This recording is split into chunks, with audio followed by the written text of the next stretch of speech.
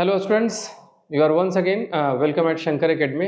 आज मैं फिर आप सबके सामने एक एसएसटी का टॉपिक लेकर के आया हूँ। टॉपिक है रेनफॉल है ना। ये टॉपिक आप पढ़ते हो क्लास 7th में, 7 से 10वीं तक, 12वीं तक कहीं ना कहीं ये हमेशा रहता है टाइप ऑफ रेनफॉल। जैसे मानसून के बारे में पढ़ना होता है या फिर और भी हमें वर्षा के बारे में जानकारी लेनी होती है, तो उसमें जानते हैं कि वर्षा है क्या और वर्षा के कितने सारे टाइप्स हैं, है ना। तो देखो, सबसे पहले यहाँ पे डिफाइन किया गया कि रेनफॉल है क्या। रेनफॉल का अगर देखें तो क्या मतलब होता है। रेनफॉल का मतलब होता है कि जो जलवाष्प है, जो वाटर वेपर है, वाटर वेपर पहले इवोपरेट होकर के, जो जल है इवोपरेट होकर कहाँ एटमॉस्फेयर में गया, इसने क्लाउड फॉर्मेशन करी आफ्टर कंडेंसेशन। और जब कंडेंसेशन हो जाता है, पर्याप्त कंडेंसेशन हो जाता है, तो क्या होता है फिर वो जो जल की वाष्प है वो वाटर के वेपर्स में बदलते हैं और फिर जमीन पे नीचे आते हैं, है ना। तो इस प्रोसेस को हम कहते हैं रेनफॉल कहते हैं। यहाँ पे डेफिनेशन में भी देख सकते हैं कि rainfall refers to the process of falling of water drops on the earth surface after getting condensed, है ना, इन द लोअर एटमॉस्फेयर। ठीक है, कि जो वाटर ड्रॉप्स है, जो वाटर वेपर ऊपर गया था, वो वाटर के ड्रॉप में कंडेंस्ड हो करके जमीन पे जब आकर के गिरता है, तो इस प्रोसेस को हम क्या कहते हैं, रेनफॉल कहते हैं। याद रखिएगा, रेनफॉल में स्पेशली क्या गिरना होता है, रेनफॉल में स्पेशली हमें वाटर की ड्रॉप्स मिलती है ना, जिससे कि हम लोग सभी अवगत हैं। अब क्वेश्चन है कि कितने प्रकार की होती है वर्षा, है ना, टाइप्स ऑफ रेनफॉल क्या है। तो बेसिकली जो वर्षा के प्रकार होते हैं कितने होते हैं, 3 प्रकार के होते हैं ना। कन्वेक्शनल होता है, ओरोग्राफिक होता है और क्या होता है, साइक्लोनिक होता है ना। इसे आप हिंदी में कहते हो संवहनीय वर्षा, संवहनीय वर्षा, है ना, संवहनीय वर्षा। इसे क्या कहेंगे, इसे कहते हैं पर्वतीय वर्षा। कौन सी वर्षा, पर्वतीय वर्षा। तो इसे कहते हैं कौन सी वर्षा, इसे कहते हैं चक्रवातीय वर्षा। कौन सी वर्षा, चक्रवातीय वर्षा, है ना। तो वर्षा के कितने प्रकार हो गए, 3, संवहनीय, पर्वतीय और चक्रवातीय, है ना। अब समझते हैं तीनों को क्या क्या है। संवहनीय का मतलब क्या होता है कि ऐसा है कि धरातल के ऊपर जो जलाशय हैं, है ना, जो वाटर बॉडीज हैं, तो ये वाटर बॉडीज क्या होती है, यहाँ का जो वाटर है सन से पड़ने वाली रेज की वजह से, सन के जो हीटिंग रेज हैं, रेडिएशंस हैं, ये सब क्या करती हैं, इन वाटर बॉडीज को हीटेड करती हैं। और हीटेड करने की वजह से यहाँ से जलवाष्प ऊपर की तरफ उड़ते हैं। यहाँ से जो जलवाष्प ऊपर उठा, आखिर में क्या होता है कि क्षोभ मंडल यानी कि ट्रोपोस्फेयर तक पहुँचते पहुँचते, ट्रोपोस्फेयर की सीमा तक पहुँचते पहुँचते ठंड होने लगती है और उसकी वजह से क्लाउड फॉर्म करने लगते हैं, है ना। और क्लाउड धीरे धीरे करके फिर कंडेंस्ड होकर के पर्याप्त वर्षा यहाँ पे करा देती है। तो ये सिंपल सी जो है एक फॉर्म है रेनफॉल की, जिसे हम कहते हैं कन्वेक्शनल रेनफॉल। इन हवाओं को, इन जलवाष्प जो कि ऊपर की तरफ उठती है, इनको हम क्या कहते हैं, इनको कहते हैं कन्वेक्शनल करेंट्स कहते हैं, है ना। इन्हीं को कहते हैं संवहनीय धाराएं। ये जो ऊपर की तरफ जाती हुई है ना, इसी को हम क्या कहते हैं, इन्हीं को कहते हैं संवहनीय धाराएं कहते हैं। संवहनीय धाराएं यानी कि कन्वेक्शनल करंट्स भी कहते हैं। तो इन कन्वेक्शनल करंट से जो वर्षा होती है, इन्हीं वर्षा को हम क्या कहते हैं, इन्हीं वर्षा को हम कहते हैं कन्वेक्शनल रेनफॉल कहते हैं। ये वर्षा कहाँ पर देखने को मिलती है, ये वर्षा मिलती है देखने को वहीं पर जहाँ पर कि जल की भी पर्याप्त मात्रा उपस्थित है और धूप भी बहुत ज़्यादा पड़ती है, यानी कि गर्मी भी बहुत ज़्यादा पड़ती है। और दोस्तों आपको पता होना चाहिए कि ये जगह कौन सी बेस्ट सूटेबल है। ये जगह है इक्वेटर के आसपास, है ना।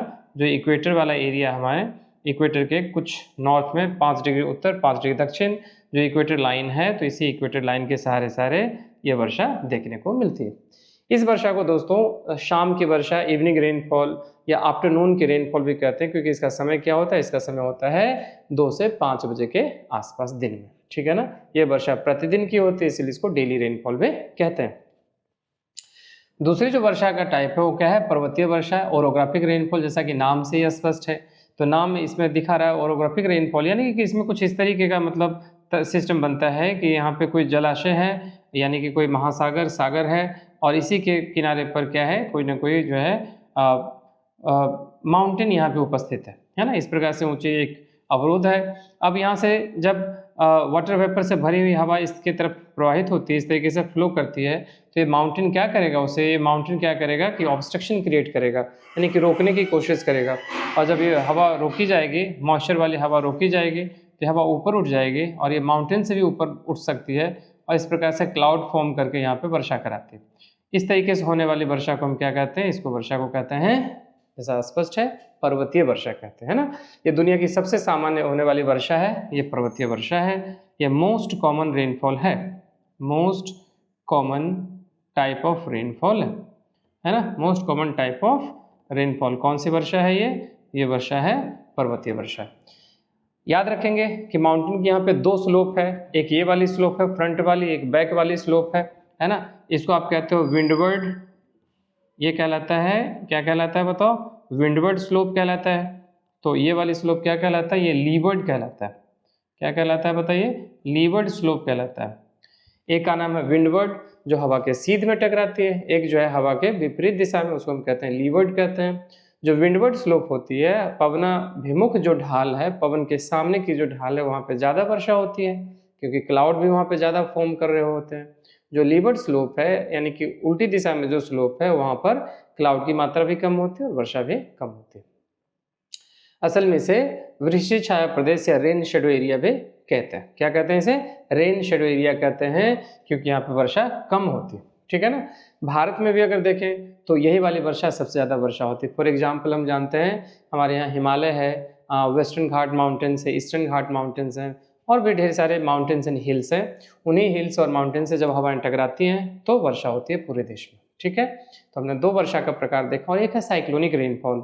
इसे यहाँ पे शॉर्ट में मैं आपको ये समझाना चाहूँगा कि साइक्लोनिक रेनफॉल का मतलब होता है ऐसी रेनफॉल जिसमें क्या होती है ना कि हवा किसी लो प्रेशर के आसपास, है ना, किसी लो प्रेशर वाले एरिया में, लो प्रेशर कहाँ पे फॉर्म होता है, जहाँ पे इतनी गर्मी पड़े कि यहाँ की हवा गर्म होकर के ऊपर की तरफ उठ जाए, अपलिफ्ट हो जाए, यहाँ की हवा ऊपर उठ जाए, तो फिर क्या होगा, ऐसी जगह पे लो प्रेशर एरिया बन जाएगा। और अगर इसके चारों तरफ इससे ज़्यादा प्रेशर है तो क्या होगी, हवाएं यहाँ पे आने लगेगी। इस तरीके से हवाओं में यहाँ पे आने की एक टेंडेंसी जो है क्रिएट होगी, जिसकी वजह से यहाँ जो हवा आएगी वो कॉरियोलिस फोर्स की वजह से घूमती हुई आएगी, और घूमती हुई हवा आखिर में क्या होगी, अपलिफ्ट कर जाएगी, ऊपर उठ जाएगी, जिसके वजह से क्या होगा, इसके वजह से यहाँ पर एक सिस्टम फॉर्म होगा जिसमें जो हवा है इसके वर्लिंग के सहारे ऊपर उठते हुए काफ़ी ऊपर तक उठ जाएगी, है ना, और इसके सहारे यहीं पे क्लाउड फॉर्मेशन होकर के यहीं पे ज़बरदस्त वर्षा होने की संभावना होगी, है ना। तो इस तरह की वर्षा को हम क्या कहते हैं, ऐसे वर्षा को हम कहते हैं चक्रवातीय वर्षा कहते हैं। ठीक है, ये जो वर्षा होती है बहुत खतरनाक भी हो सकती है, कई जगह पे सामान्य भी होती है, वो डिपेंड करता है इनके टाइप्स पर, है ना, क्योंकि इसके दो प्रकार होते हैं, एक को हम कहते हैं उष्णकटिबंधीय चक्रवात और एक को कहते हैं शीतोष्णकटिबंधीय चक्रवात। उष्णकटिबंधीय चक्रवात जो होते हैं बहुत ही डिस्ट्रक्टिव माने जाते हैं क्योंकि हवाओं की स्पीड उसमें 300 किलोमीटर प्रति घंटे तक चली जाती है, जबकि जो शीतोष्णकटिबंधीय चक्रवात होते हैं यानी कि जो टेम्परेट साइक्लोन होते हैं उसमें हवा की स्पीड सामान्य होती है, इसलिए वो वर्षा सामान्य होती है ना। तो इस प्रकार से हमने जो है कोशिश की आपको समझाने का कि वर्षा जो है, वर्षा के 3 प्रकार होते हैं सामान्य रूप से। कौन कौन से, संवहनीय, पर्वतीय और चक्रवातीय। क्या क्या इंग्लिश में कह सकते हैं, कन्वेक्शनल, ओरोग्राफिक और साइक्लोनिक।